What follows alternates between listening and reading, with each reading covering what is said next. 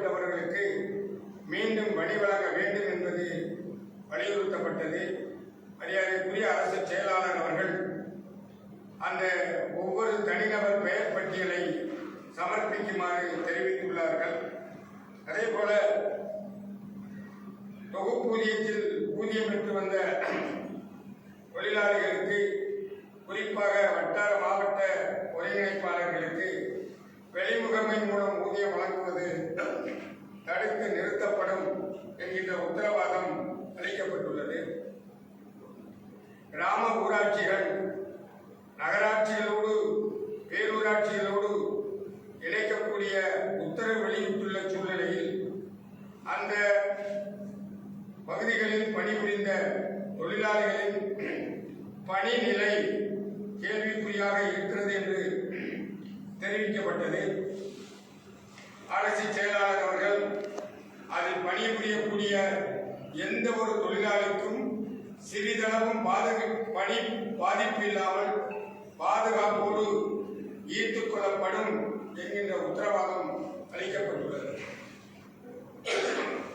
இயக்குனர் அவர்களின் உத்தரவாதத்தை மாநில நிர்வாகிகள் கலந்து பேசி முடிவு அறிவிப்பதாக தெரிவிக்கப்பட்டது.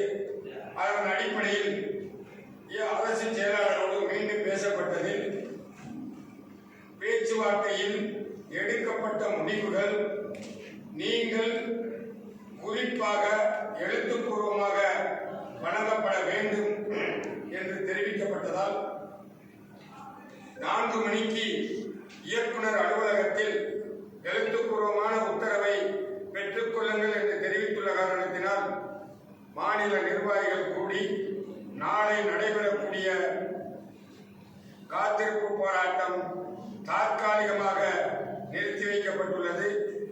குறிப்பிட்ட இடைவெளிக்குள் 2 மாத காலத்திற்குள் ஏற்றுக்கொள்ளப்பட்ட கோரிக்கைகள் நிறைவேற்றப்படாவிட்டால் மீண்டும் வலுவான சுமார் 50,000க்கும் மேற்பட்ட தொழிலாளிகளை களத்தில் திரட்டி நாங்கள் கோரிக்கையை தீர்க்கும் வரை போராட வேண்டிய நிர்பந்தம் ஏற்படும்.